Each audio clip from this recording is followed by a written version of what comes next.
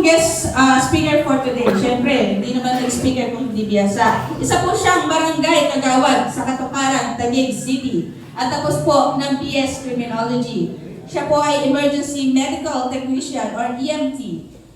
Emergency Medical Service Instructor, Road Rescue Instructor, Community-Based Disaster Risk Reduction and Management Instructor or CBDRRM, DRRM Facilitator, CSSR and WASR Instructor, Standard First Aid Training Instructor, Basic Life Support Instructor. Kasama ko ba kayo sa Paris Potle? Especially pag tao, may tawag, may sunog. Di ba? So, malamang doubt tayo, duda sa ating sarili kung paano.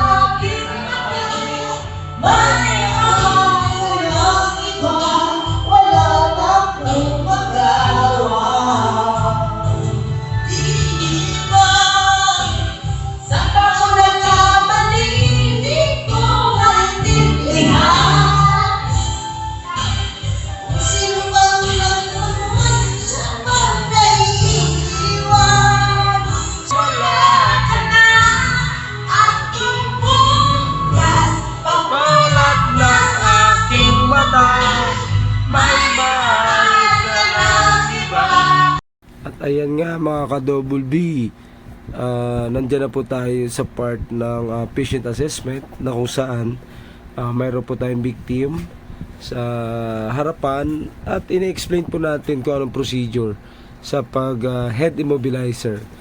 Kasi po dapat sa bawat team na magre-responde dapat mayroon pong in charge sa head part para po magkaroon ng head immobilizer. At ayan nga po, lumuhod tayo at inalalayan natin yung head part po niya para ma-head tilt chin lift para ma-apply po natin yung mga cervical collar.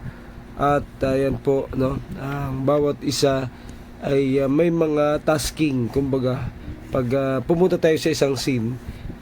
At dito nga po sa pangalawa nating victim, ito po ay nalaglag po ang ating pointers at ayan po nagtatawanan sila at dinuloko nila yung ating pasyente kasi mukha talaga daw pasyente. So yan po yung pinapakita natin dyan. Pag na-revive po natin ang isang tao, natulungan natin isang tao habang nag-aantay tayo, no, ng responder na parating. Ganyan po technique ginagawa natin, no? Nagkakaroon tayo ng recovery position. Kaya dyan sa makikita sa video, ang kulit po ng ating pasyente, hindi na kumbaga naninigas, no? Hindi ayaw sumunod. Kaya medyo natagalan tayo dyan. Ayan. So kahit pa paano siya po ay sumunod din bandang huli. At ganyan po ang pag-relaxing, no, or pag recovery position sa pasyente habang inaantay natin yung mga parating na tulong o yung mga tinawag natin or ambulance or rescuers or yung mga physician o doctors po dun sa area natin.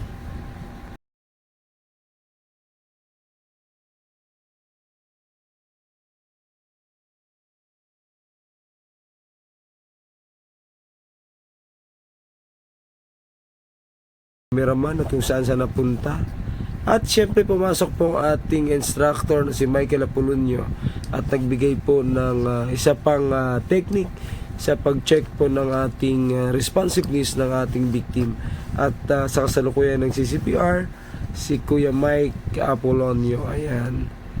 So, tinuturo po yan dyan yung proper way o proper na paghahawak ng isang o proper na kanya kamay sa pag-CCPR. Ayan, so nagpump na nga si Kuya Mike at ang ginagawa dyan is 30 compression, 2 blows and 5 cycle. At syempre tayo po ay nagbibigay pa rin po ng instruction sa ating pong manunood at sa ating mga participants. Ayan na nga po, tuloy-tuloy ang pag-CPR ni Kuya Mike habang may nanonood sa kanya. At ang gulo po ng cameraman natin, instead na tayo, ayan, pinahiga. Pagpasensya na po, ayan, tuloy-tuloy lang. So ang ginawa po ni Kuya Mike, no, mekos-mekos lang yan. Hands-only CPR po pala yan. That is a 240 compression in 2 minutes. So wala pong blow, wala pong buga, wala pong pagbibigay ng hangin o breath doon sa ating pasyente. So 240 compression po talaga. So kamusta ka naman Kuya Mike? Sigurado naman ako malakas ang iyong muscle kasi lagi ka pong nag-jogging. Ewan ko lang kung totoong nag-jogging yan si Kuya Mike.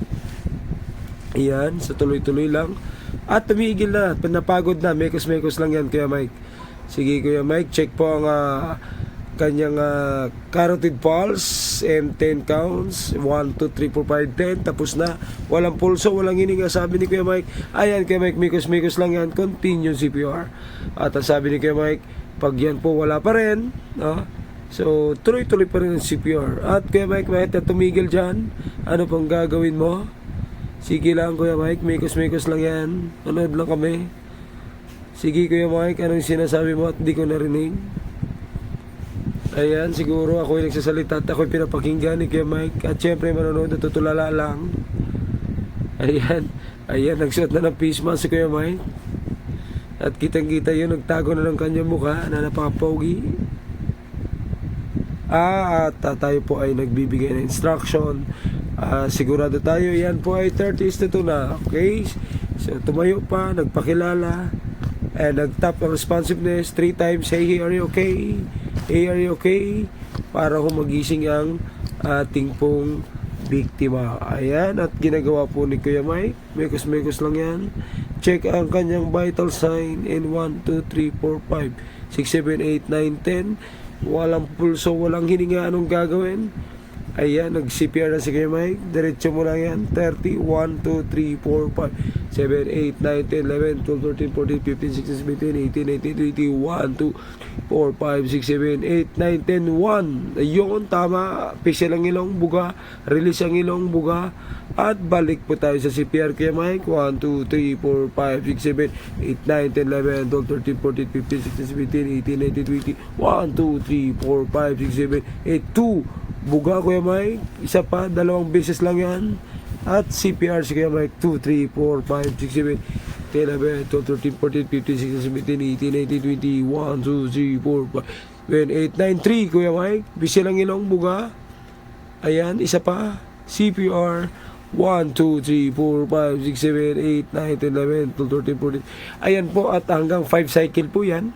Yan po ang conventional na karamihan ay ginagawa natin sa hospital settings at kahit saan man. Ayan. So, nung pandemic tayo po ay nag-advance ng hands-only CPR sapagkat ayaw natin mag-blow. Ayan, 5 cycle na yan. Sigurado, mag-check na dyan si Kuya Mike. Ayan, check yung vital sign in 10 counts. 1, 2, 3, 4, 5, 6, 7, 8, 9, 10. Walang pulso, walang hininga. Kuya Mike, anong gagawin? CPR pa rin po tayo. Yan po ang conventional CPR na ginagawa natin. Parehas lang po ang counting sa child and sa adult. So, nag-recovery position si Kuya Mike. Itinasya kunyari yung kanyang kamay at binalik yung isa kabila sa kabila at yung paa. Ayan, Kuya Mike. At chinek po ang likod kung may tagal. So, may dugo. Iyan na po ang finished product ni Kuya Mike.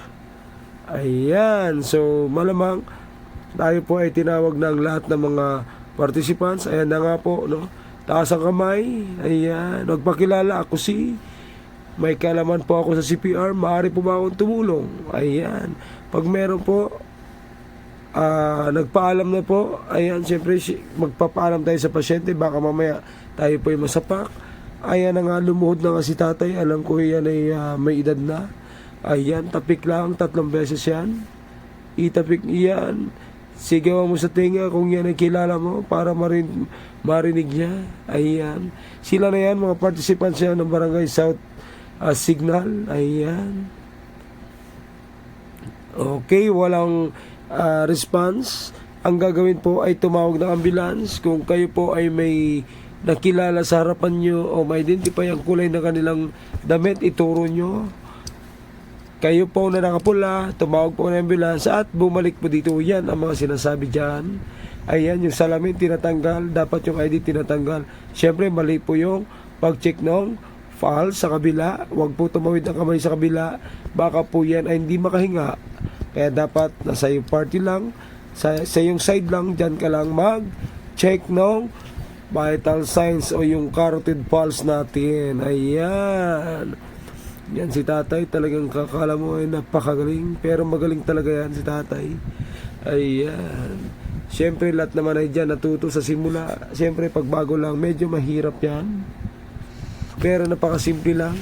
Hindi ko alam kung anong gagawin nila dyan. Magsisipir lang naman sila dyan. Hindi ko lang alam kung ilang count ang gagawin nila dyan. Ayan, sige. Bomba lang, BSF, Barangay South Signal. Tuloy-tuloy lang. At yan po ang simula ng ating pagsasama. Tuloy-tuloy yan. At matuto din tayo bandang huli, mga kaibigan. Ayan. Itatay, habang pinupush yan, may mga tinuturuan tayo na nawawala. Okay. At mayroon din sa stage. Ayan. Tatlo yan, pero hindi sila sabay-sabay. Ayan, mamaya magsabay-sabay din yan. Basta tuloy-tuloy lang ang pagpapam. Ayan kuya, dire-diretso mo lang, tama yung ginagawa mo. At syempre ang ating brother Jervin, umiikot-ikot dyan sa likod para tingnan kung yan ay matama at mali. Kinokorek lang natin yung mali para maging tama. Sa lahat po ng ating mga kasama yan, no? Marami tayo dyan. At sila po ay nag-aabang, nagbibideo, ay sila ay susunod dyan. Ayan. So yung ginawa dyan ng ating facilitator ay 240 completion. Walang tayuan, sigurado ako dyan. Labas ang pawis na kuya dyan. Mikos-mikos lang yan kuya. Pero yan po ay mahalaga. Mahalaga po sapagkat yan po ay nakabuhay ng tao. Ayan. Sabi nga ng ating Department of Health ay dapat at least one member of each household shall be trained. Ayan si kuya, tinas na isang pa at hindi lumuhod. Kuya, mikos-mikos lang yung ginagawa mo pero dapat nakaluhod. Yan po ang proper natin. At syempre, yan ang second batch natin. Ayan, mikos-mikos lang yan. Ipagpatuloy lang kung ano nakita nyo kanina guys. Ayan, lumuhod sila. Ayan, muntik pa madulas si nanay. Okay, syempre yung ating kaninang announcer, ayun, nakita na natin. At syempre, nasaktan ng tuhod. Ayan, nilagyan pa ng sapin. Ayan, syempre sa mga responder, mayroon kami mga padding na tinatawag, okay? So sa wala, syempre training kailangan mo maranasan para dyan kayo matutulang. Ayan. At nagpakita kami ng dalawa exhibition. Exhibition hindi. Yan ang tinatawag na to rescuer. At syempre ang one rescuer ay pagpatuloy lang pag CPR. At syempre ang second rescuer ay may dala ng ating bagbal mask at AED. Pinakita lang natin sa kanila yan dahil tayo po ay magti-train sa kanila ng standard training na basic life support talaga. At ang Department of Health, no, magre-request tayo sa Department of Health yan. Siyempre habang wala pa ang ginagawa, no, ng procedure ng si Kuya Mike, itinuro ng tao at humingi ng tulong na sinasabi at magbalik at magdala ng ambulance pabalik sa kanya. Yan, chinek niya na yung vital signs ng biktima. Walang pulso, walang hininga, matamlay na si Kuya Mike. Kaya si Kuya Mike ay mag-CPR na. Ayan, Kuya Mike, mag-CPR ka na. 30:2 yan. Siyempre ako, hindi pa muna ako dumating dyan. Siyempre, pinapagod ko muna si Kuya Mike para lumabas sa kanyang pawis. Ayan, inikot na naman ang ating cameraman. Ang ating cellphone camera, mikos-mikos lang yan. Ayan, naka one cycle na yan. Siyempre, pumasok na tayo para hindi po mapagod si Kuya Mike. Ayan, may bit-bit tayo na bagbal mask tsaka AED. Ayan, panoorin nyo kung paano i-apply yung AED. Pasensya kayo sa AED natin at ang AED natin ayaw na dumikit, no? Pero dyan sa AED, no, kahit hindi tayo marunong tayong mag-intindi, pakinggan yung sinasabi ng machine, no? Tayo po ay makakapag-revive ng isang tao. Ang machine na yan ay isang idiot machine na kung saan kahit wala tayong alam, basta marunong tayong magbasa ng instruction, makakapag-response tayo. Ayan, si Kuya Mike ay naka-3 cycle na yan at pang-4 cycle at binagalang ko talaga, Kuya Mike, pasensya ka na. Ayan, siyempre nakabit na natin. Pinakinggan natin ang salita ng AED.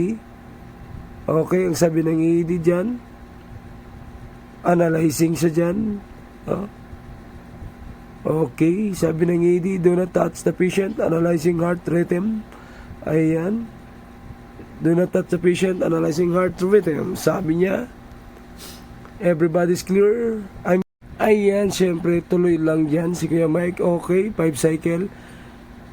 substitution na, no? Nagsinyas na tayo ng mag-substitution. Siyempre, pagod na. Palitan tayo dyan. Yung tawag yan, 2-man rescuer yan, siyempre. Tayo po ay mag-CPR dyan, tulad ng ginawa ni Kuya Mike, hanggang matapos po natin ang cycle. Ayan, habang si Kuya Mike